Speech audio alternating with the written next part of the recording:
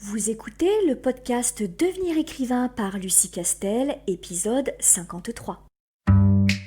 Bienvenue sur Devenir écrivain, le podcast pour démarrer et réussir votre carrière d'écrivain. Et maintenant, retrouvez votre animatrice Lucie Castel, autrice publiée à l'international, formatrice et conférencière.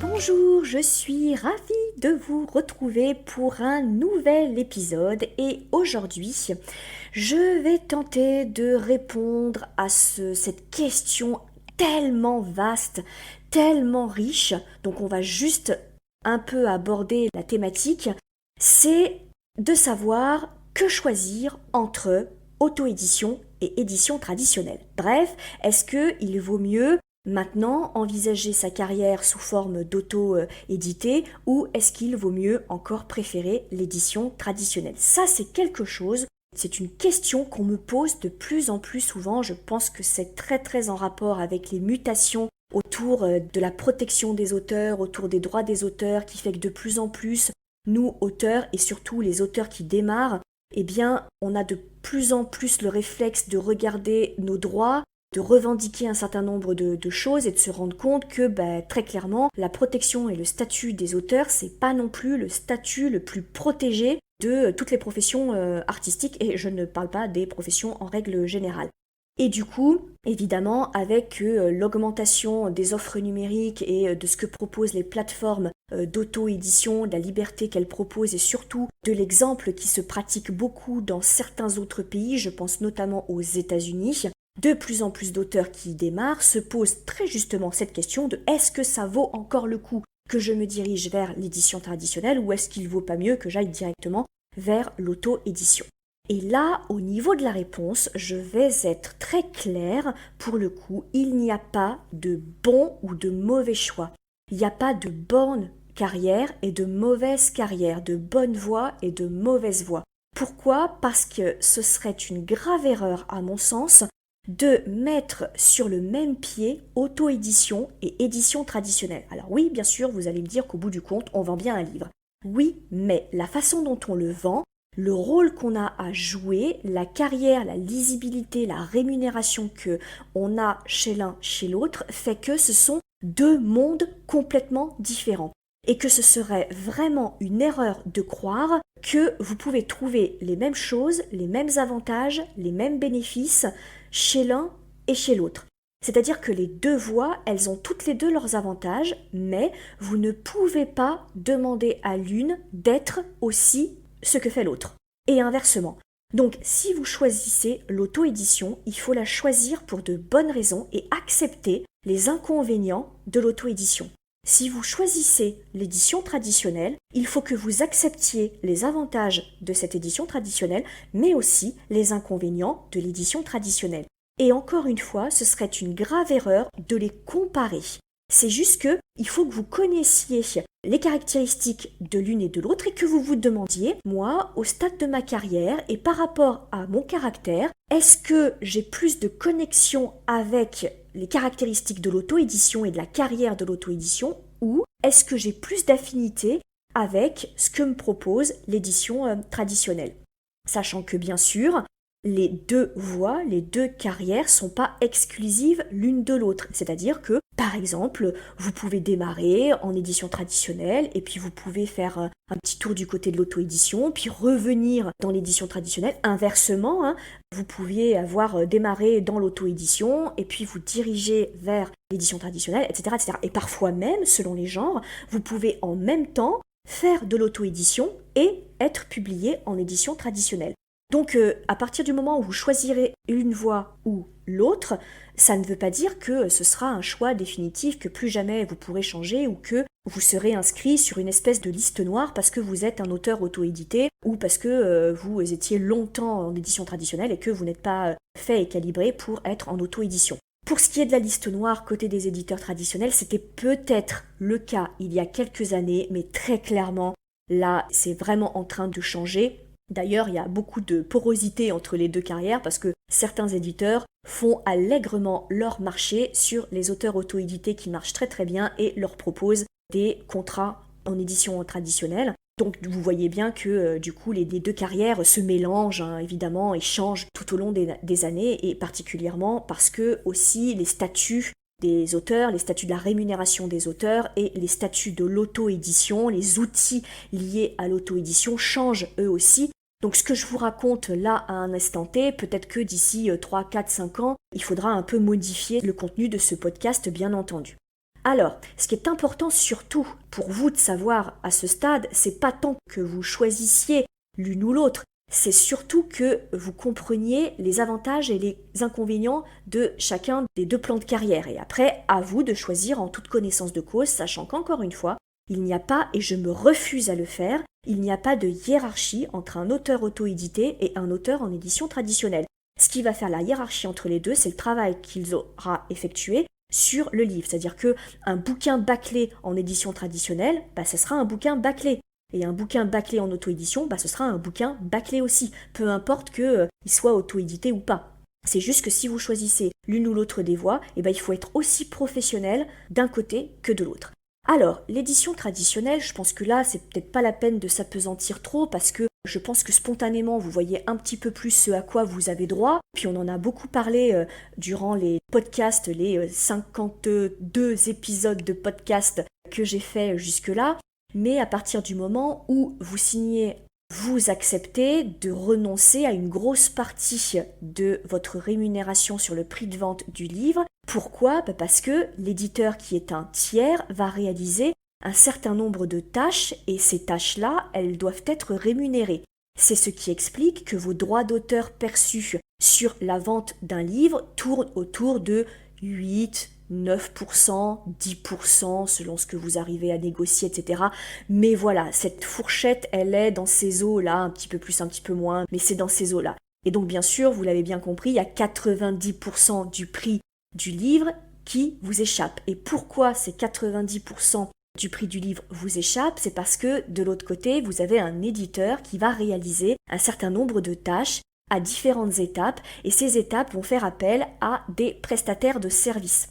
Ces prestataires de services, chacun ayant une compétence très spécifique, vont demander de la rémunération. Et donc, évidemment, vous l'imaginez, plus on est nombreux sur le gâteau et plus les parts, elles sont petites. Oui, cette fois-ci, j'ai décidé de faire des métaphores de pâtisserie plutôt que faire des métaphores de foot pour lesquelles je n'ai absolument aucune affinité ni aucune compétence.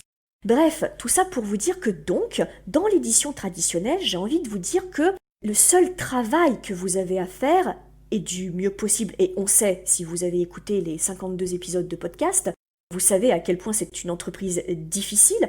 La seule chose que vous avez à faire, c'est de faire votre boulot d'écrivain, c'est-à-dire d'écrire. C'est assez difficile et ça va déjà beaucoup vous occuper. Vous n'avez, entre guillemets, que ça à faire. Pour tout le reste, c'est l'éditeur qui s'en charge. C'est-à-dire, c'est lui qui va vous trouver le graphiste qui va réaliser la couverture et qui va le rémunérer. C'est lui qui va rémunérer les personnes qui vont mettre en forme et en page votre roman. C'est lui qui va rémunérer les commerciaux qui vont vendre votre livre auprès des tiers tels que des libraires. C'est l'éditeur qui va se charger de placer vos volumes dans son carnet d'adresses, dans son réseau de revendeurs, à savoir des libraires, peut-être aussi des grandes surfaces, etc. C'est votre éditeur qui va se charger d'assurer votre publicité par le biais d'un community manager qui va rémunérer, parfois par un attaché de presse qui va s'occuper de prendre contact avec des blogueurs, avec des critiques, qui va faire des opérations, qui va vous prévoir des interviews, qui va contacter des journalistes, qui va vous faire participer à des salons. Tout ça, évidemment, ça se rémunère aussi. Votre éditeur va s'arranger pour participer à des salons. Évidemment, les salons, c'est payant, hein, le stand, etc. Il va vous défrayer, il va vous faire venir. Donc tout ça, évidemment, ça a un coût. C'est l'éditeur qui, évidemment, va se charger de faire un travail de correction éditoriale sur votre roman. Et la correction éditoriale, elle est de différents niveaux. Vous avez la correction éditoriale qui touche vraiment le fond. Et là, on va parler de structure, on va parler de découpage de chapitres, de narration. Et puis, vous avez la correction, vraiment technique qui touche à la syntaxe, c'est-à-dire on va chasser les répétitions, les lourdeurs, les approximations de syntaxe, les paragraphes un peu moins percutants, l'incipit un peu moins efficace, le dialogue un peu moins punchline. Voilà, Donc elle se fait en plusieurs étapes et souvent c'est pas la même personne parce que c'est pas tout à fait la même technicité qui s'en occupe. Évidemment, ces personnes-là, il faut aussi les rémunérer.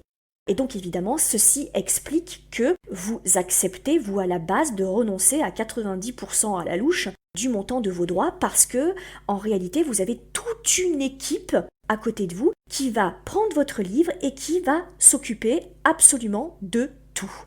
Et alors là, je me permets de faire une petite remarque. Si votre éditeur ne vous propose pas de faire tout ça, vous fuyez parce que si vous ne touchez que 10% ou 9% des droits sur les ventes des livres, c'est pour tout ça. C'est-à-dire que moi, on me demande encore, je reçois encore ce genre de questions de la part d'auteurs qui me disent « Ah, j'ai trouvé un éditeur qui est super emballé par mon livre, qui accepte de le publier. Par contre, c'est un peu bizarre, il ne me propose aucune correction éditoriale. » Alors là, non, évidemment que non. La correction éditoriale, c'est l'une des premières fonctions que fait un éditeur et qui explique que vous touchez 10% ou 9% ou 8% d'ailleurs de vos droits d'auteur. S'il ne fait même pas ça, mais vous fuyez. Ou alors vous lui dites « Ok, mais moi je veux 50% du montant des ventes parce que comment tu justifies de prendre 90% du montant de mon roman si tu fais même pas la correction éditoriale qui est le b.a.-ba du travail de l'éditeur. » Bref, c'était une petite parenthèse, mais comme ça m'énerve à chaque fois ce genre de pratique, je me permets de vous mettre à nouveau en garde. Donc voilà, l'édition traditionnelle, elle vous offre une lisibilité qui est bien sûr très importante et de plus en plus importante au fur et à mesure que vous vendez, au fur et à mesure que vous participez à des salons et vous avez un contact direct avec votre lectorat.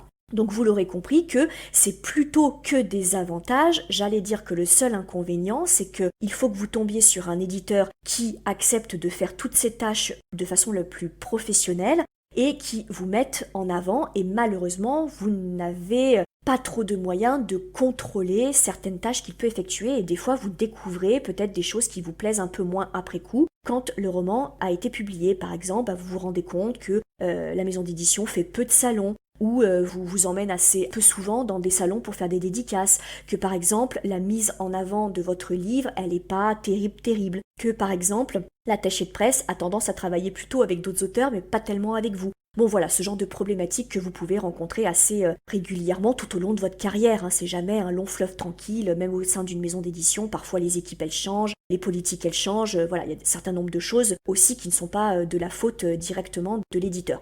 Et évidemment, l'inconvénient, c'est que vous avez beaucoup moins de liberté, parce que comme la maison d'édition accepte de prendre un certain nombre de risques en vous payant, en publiant votre livre, elle va avoir un droit de regard, c'est-à-dire qu'elle va mettre le nez sur le choix de la couverture, le choix du titre, le choix de la 4e de couverture. Elle va vous dire peut-être de changer certaines petites choses dans votre livre. Alors, bien sûr, vous êtes à chaque fois libre de refuser, évidemment. Ça se négocie avec votre éditeur. Mais du coup, vous avez un peu moins de marge de manœuvre. Et puis, vous avez toujours le risque que, en proposant un nouveau manuscrit, peut-être que votre éditeur vous dira « non, finalement, celui-là ne m'intéresse pas ». Ou le précédent, c'est pas trop bien vendu, alors on va peut-être attendre un petit peu.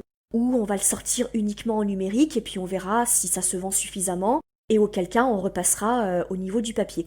Donc vous voyez toutes ces décisions-là autour de votre livre qui impactent directement votre carrière et votre livre, eh bien elles vous échappent complètement. Parce que ces décisions-là, elles sont prises par une grosse machinerie avec des professionnels sur lesquels vous n'avez pas de contrôle et parfois même vous n'avez pas de contact avec ces professionnels parce que vous n'avez pas toujours de contact avec le graphiste, avec la personne qui a travaillé votre 4e de couverture. Vous ne choisissez pas non plus le correcteur qui va travailler avec vous et des fois ça se passe plus ou moins bien selon le relationnel que vous avez. Bref, vous l'aurez compris, non seulement la rémunération est difficile parce que vous avez fait, je pense, le petit calcul. Si on vend un livre, mettons à 20 €, qui est déjà un livre quand même relativement cher, et que vous ne touchez que 8 ou 9% dessus, pour avoir un salaire à peu près décent qui vous permette de vivre à peu près correctement, allez, admettons, soyons pas trop gourmands, on va tourner autour de 1 500 €, allez, 2 000 € si on est un peu fou, vous multipliez ça par 12 mois de l'année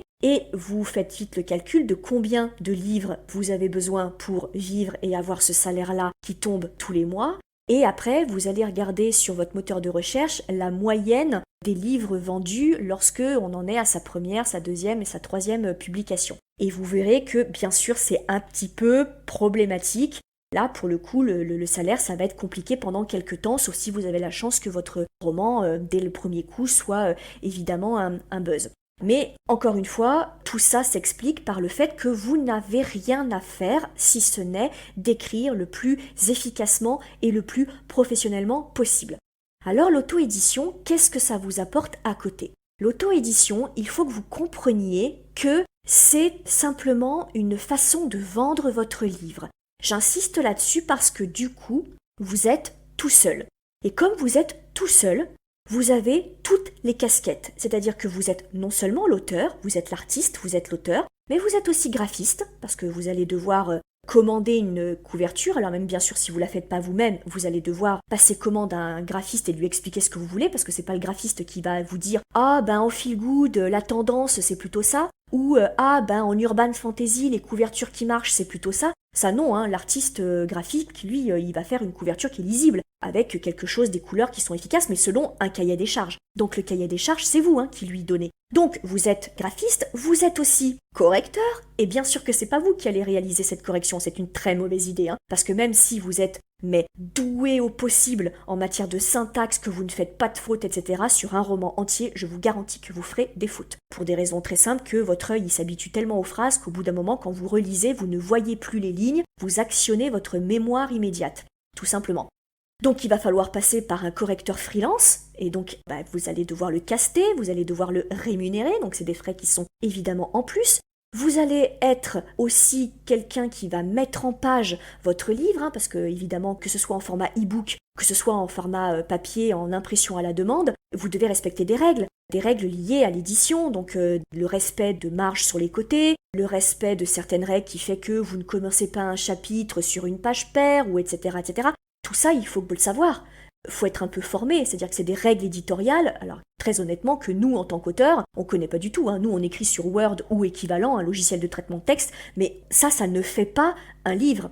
Donc vous allez devoir faire ça, vous allez devoir vous mettre dans la peau d'un commercial, c'est-à-dire que vous allez penser à la 4e de couverture, et je le rappelle encore une fois, la 4e de couverture, c'est pas un résumé du début de votre livre, donc c'est vraiment un outil marketing. Donc il va falloir réfléchir aux techniques de la 4e de couverture, il va falloir réfléchir au titre, parce qu'il a une signification marketing aussi, il va falloir rédiger la fiche produit, pour que du coup, quand le lecteur il fait une recherche, et vous savez qu'Amazon fonctionne comme un moteur de recherche en fait, et bien quand vous actionnez les bons mots-clés, il faut qu'ils tombent sur votre livre. Il va aussi falloir que vous soyez un peu community manager, parce que si vous passez par les réseaux sociaux, bien vous allez devoir les animer, donc savoir comment animer un réseau social, et on ne compare pas Facebook et Instagram et Twitter, donc il faut un petit peu savoir comment est-ce que ça fonctionne. Vous assurez aussi le service après-vente, c'est-à-dire que si vous faites des ventes papier dédicacées, vous allez devoir les réceptionner chez vous, et vous allez devoir les dédicacer et assurer le renvoi chez les personnes. Vous allez peut-être avoir des lecteurs qui vont vous envoyer un mot parce qu'ils ont eu des difficultés, parce que le fichier a un problème, parce qu'il n'a pas reçu le livre, donc tout ça, vous utilisez, vous faites le travail de quelqu'un qui assure le service après-vente. Bref, vous l'aurez compris, vous êtes auteur, mais auteur, c'est qu'une partie, et j'ai envie de vous dire pas la majeure partie d'ailleurs, ce n'est qu'une partie de ce travail-là. En fait, vous êtes chef d'entreprise. Vous êtes à la tête d'une maison d'édition fictive, parce que vous n'êtes pas obligé de créer une maison d'édition pour pouvoir auto-éditer. Bien entendu, vous pouvez le faire en tant qu'auto-entrepreneur, c'est-à-dire en tant que micro-entreprise, vous pouvez vendre en auto-édition, et bien sûr, à terme, le plus avantageux pour vous, c'est de vous monter en société si vous vendez suffisamment. Donc, bien entendu, au niveau des droits d'auteur, par contre, c'est ultra intéressant parce que, là aussi, je fais à la louche parce que ça dépend, mais à la louche, vous allez percevoir l'équivalent de 70% du montant de votre livre. Et surtout, vous avez le contrôle sur tout. Donc, si vous voulez faire des opérations de promotion et passer votre roman pendant une semaine à 2,99 €, vous le faites, vous le demandez à personne. Si vous voyez que votre livre ne se vend pas, vous allez changer la couverture parce que vous vous dites peut-être c'est ça qui fonctionne pas. Vous allez modifier la fiche produit, vous allez modifier le titre. Vous pouvez tout faire, vous êtes totalement libre. Le problème aussi, c'est que même si le calcul est vite fait, si vous vendez plutôt très bien en e-book, parce qu'en auto-édition, c'est majoritairement les e-books et le numérique qui marchent le mieux, en touchant 70% sur la vente de votre e-book, vous faites vite le calcul, ça peut monter très très vite. Et surtout, comme vous n'avez pas à attendre le retour d'un éditeur et que vous pouvez tout piloter vous-même, vous pouvez sortir plus de livres à l'année. Puisqu'en fait, c'est vous qui choisissez votre calendrier, c'est vous qui sortez le livre quand vous le souhaitez, bien entendu. Mais évidemment, encore à l'heure actuelle, peut-être que ça changera, mais encore à l'heure actuelle, vous n'êtes pas présent dans les librairies, vous n'êtes pas présent dans les grandes surfaces, vous n'êtes pas présent dans la majeure partie des salons.